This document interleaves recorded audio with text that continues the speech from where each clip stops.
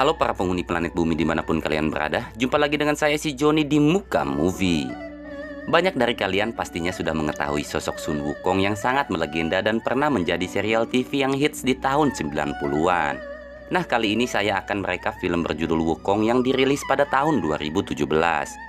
Berkisah tentang awal kelahiran Sun Wukong hingga balas dendamnya pada Kerajaan Langit yang telah menghancurkan seluruh kehidupan di Gunung Huaguo. Sebelum kita lanjut ke alur filmnya, bagi kalian yang suka dengan channel ini, jangan lupa like, subscribe, dan aktifkan juga lonceng notifikasinya. Ya, tanpa banyak cincang keling lagi, siapkan posisi jauhi keramaian, hindari godaan setan, dan film pun dimulai.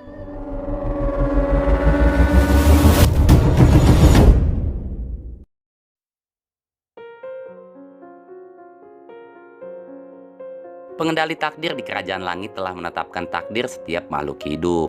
Namun, Batu Dewi Nua yang menjadi penambah langit memilih untuk menentang takdirnya dan berubah menjadi sosok raksasa.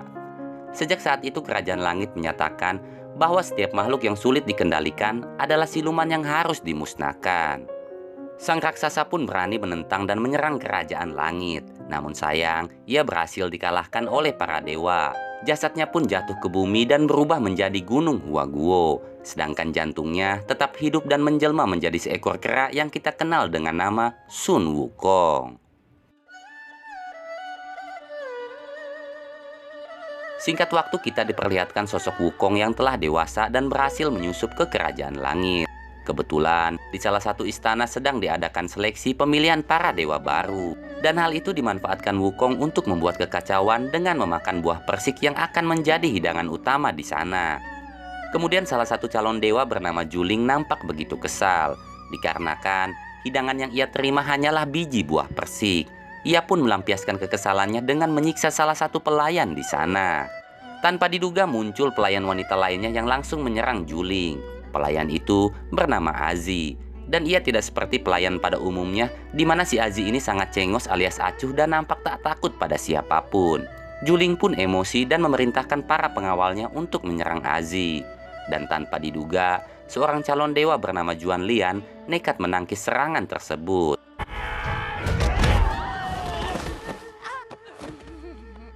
Saat Azi dan Juan Lian nampak pasrah akan serangan yang selanjutnya, tiba-tiba Wukong datang dan langsung menghajar Juling dan pengawalnya. Kekecewaan itu mengundang datangnya sebagian pasukan langit, dan untuk mengatasinya, Wukong pun mengeluarkan tongkat sakti dari telinga, yang kemudian ia dengan mudah menghabisi semua pasukan langit.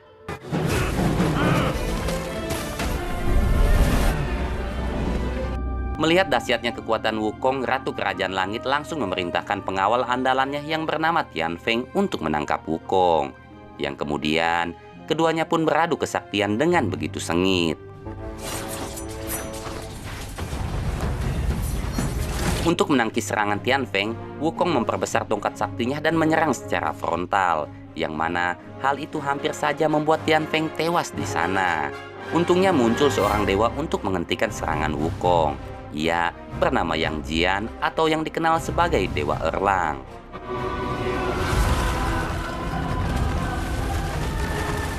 Kali ini Wukong begitu kesulitan menahan kekuatan pukulan Erlang. Lalu, Wukong kembali menyerang dengan tongkat saktinya. Namun kekuatan pukulan Erlang sangatlah dahsyat, yang pada akhirnya Wukong pun berhasil dikalahkan. Wukong dan Erlang ditahan di sebuah gua tempat hukuman para dewa. Di sana, keduanya saling beradu mulut yang kemudian kita mengetahui bahwa Erlang adalah anak dari Dewi Langit, sedangkan ayahnya hanyalah manusia biasa. Dan karena melanggar aturan langit, Ibu Erlang pun dibuang ke bumi dan dikurung di Gunung Tao.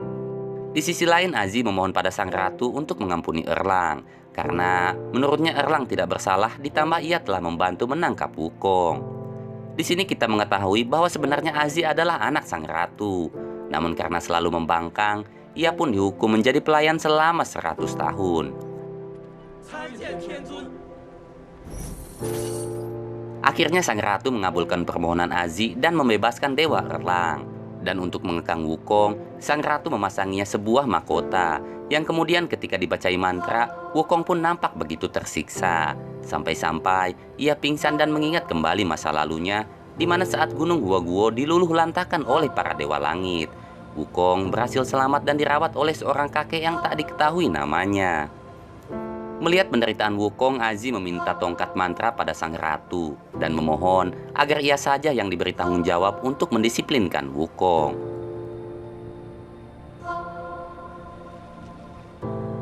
Di suatu tempat ratu mencoba membangkitkan kekuatan Dewa Erlang, yaitu kekuatan mata ketiganya. Erlang pun diharuskan menghilangkan emosi dan perasaannya terlebih dahulu. Namun karena ia masih mengingat penderitaan sang ibu dan juga Azi yang telah ia anggap sebagai adiknya, akhirnya ratu pun gagal membangkitkan mata ketiganya. Berpindah pada Wukong, di mana Azi telah merawat, memotong rambut dan juga mencuci bajunya. Azi pun membuat Wukong layaknya seorang bocah. Namun faktanya, ia mempunyai rasa kepada Wukong. Begitu juga sebaliknya.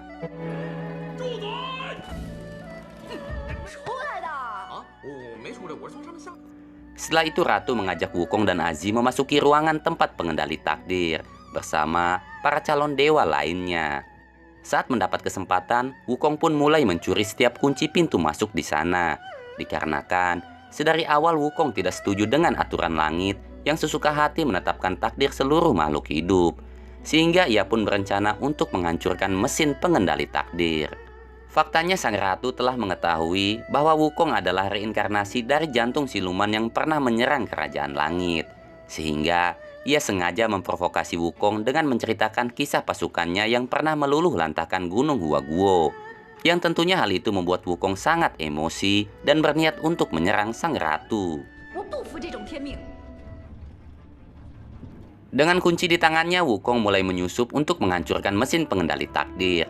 Namun nyatanya, Erlang dan Tianfeng telah mengetahui hal itu, yang kemudian mereka pun bertarung di atas jembatan takdir dengan begitu sengit.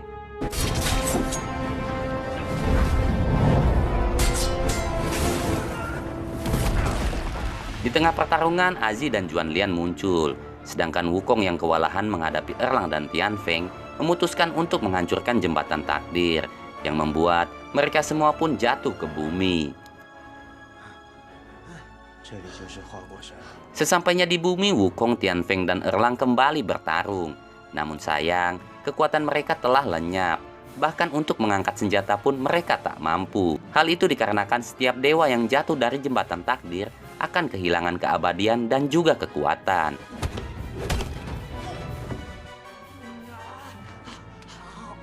Melihat sesuatu yang jatuh dari langit, warga desa pun mengepung dan menganggap Wukong dan yang lainnya adalah siluman.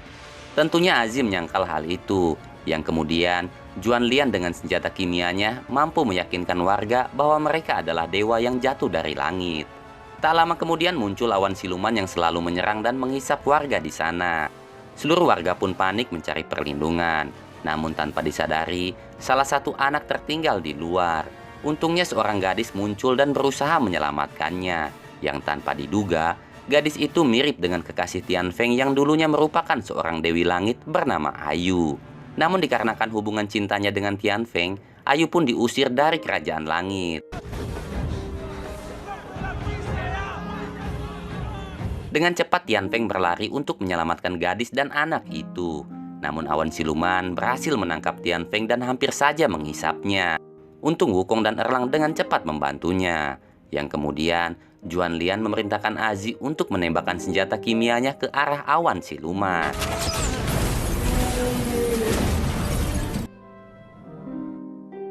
Keesokan pagi Wukong dan Erlang diikat karena dianggap sebagai ancaman. Sedangkan Azi dan Juanlian menjadi pujaan warga karena berhasil mengusir awan siluman. Kemudian Azi memberitahukan bahwa awan siluman telah banyak menewaskan warga dan menghabiskan sumber air di sana, sehingga warga tak mampu menanam padi dan sumber makanan mereka pun sangat terbatas. Dan setelah melihat keadaan di sana, akhirnya Wukong mengetahui bahwa desa tersebut dulunya adalah Gunung Huaguo. Di sisi lain, Tianfeng sedang dirawat oleh gadis yang mirip dengan Ayu. Setelah pulih, Tianfeng semakin yakin bahwa gadis tersebut adalah Ayu, dikarenakan gadis itu memiliki batu meteorit yang pernah ia berikan untuk Ayu saat di kerajaan langit. Namun sayang, gadis itu tak mengingat apapun dan mengatakan bahwa ia telah memiliki batu itu sejak kecil. Tianfeng pun berusaha untuk menunjukkan batu meteorit miliknya. Namun sayang, batu tersebut telah dihisap oleh awan siluman. Di luar, Dewa Erlang sedang melihat kondisi warga yang begitu memprihatinkan. Kemudian datang seorang nenek tua yang memiliki masalah dengan ingatannya dan menganggap Dewa Erlang sebagai anaknya yang telah lama meninggal.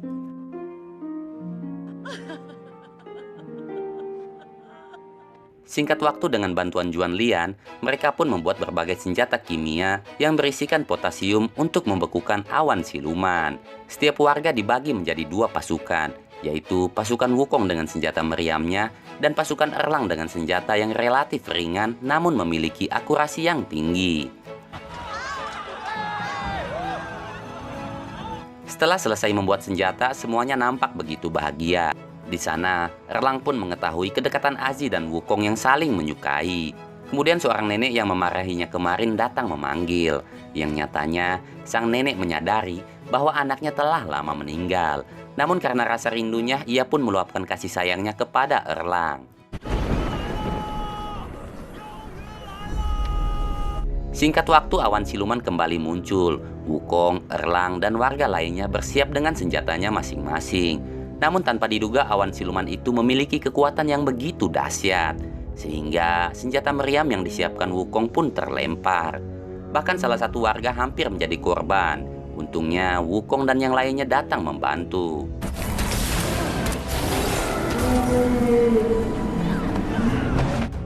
Setelah itu Wukong yang dibantu warga segera memperbaiki senjata meriamnya. Sedangkan Erlang dan pasukannya terus menembaki awan siluman. Hingga kemudian dengan tembakan meriam Wukong, akhirnya awan siluman itu berhasil dibekukan.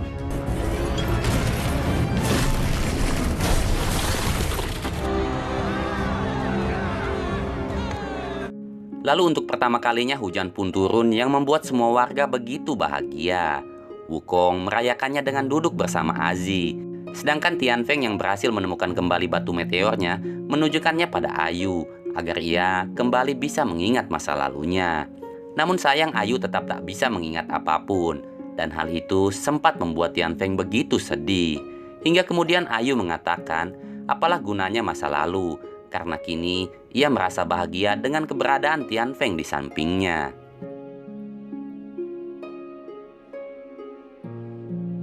Di Kerajaan Langit, Ratu sangat kesal dengan keberhasilan Wukong yang telah membekukan awan siluman. Yang kemudian kita mengetahui sebuah fakta bahwasanya awan siluman itu diperintahkan sang ratu untuk menghancurkan Gunung Huaguo. Ratu yang begitu kesal membawa sebagian pasukan langit untuk membunuh semua warga di Gunung Huaguo. Dan naasnya, Ayu, Juan Lian, dan sang nenek pun tewas di sana.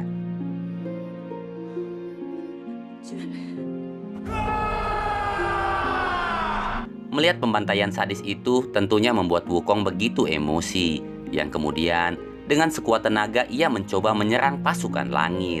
Namun karena kekuatannya telah hilang, Wukong pun dengan mudah dikalahkan. Bahkan ia mengalami luka yang begitu parah.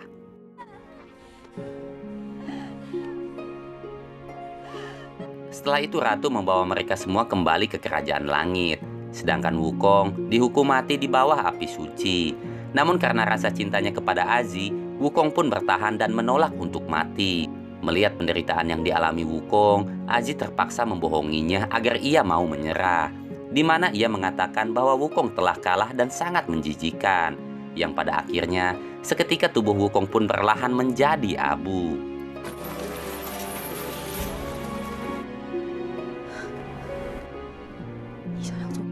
Setelah itu Ratu menggunakan jantung abadi Wukong untuk membangkitkan mata ketiga Erlang. Sedangkan Azi telah menyelesaikan hukumannya dan kini ia telah kembali menjadi dewi.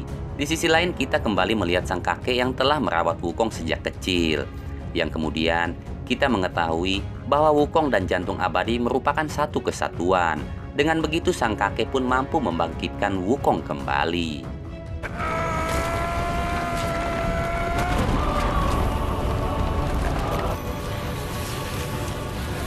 Kini Wukong memiliki kekuatan yang begitu dahsyat.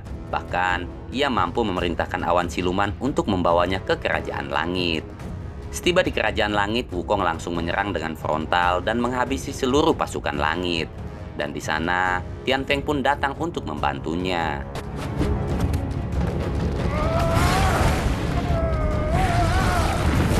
Di Di sisi lain, Aziz berusaha melanjutkan misi Wukong untuk menghancurkan mesin pengendali takdir. Namun sayang, Ratu dengan cepat menghadangnya, yang pada akhirnya Aziz pun tewas di tangan ibu kandungnya.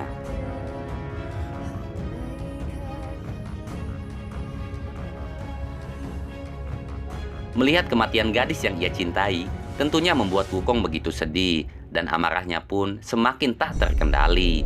Naasnya Tianfeng pun ikut tewas dalam pertarungannya melawan Ratu Kerajaan Langit. Wukong menyatukan mahkota milik Aziz dengan tongkat saktinya. Kemudian, dengan kekuatan penuh dan amarah yang menyelimutinya, akhirnya Wukong berhasil menghancurkan pertahanan milik Ratu. Setelah itu sang ratu memerintahkan Erlang untuk menghadapi Wukong. Dan kini, kekuatan Erlang semakin meningkat setelah mata ketiganya berhasil dibangkitkan. Saat keduanya beradu pukulan, Erlang merasakan kehadiran Aziz pada diri Wukong. Yang kemudian, ia menyadari semua kesalahan dan berbalik menyerang sang ratu. Yang kini, wujudnya berubah menjadi Titan. Erlang dan Wukong bahu-membahu melawan sang ratu. Yang kemudian, dengan tongkat saktinya Wukong pun berhasil membunuh sang ratu.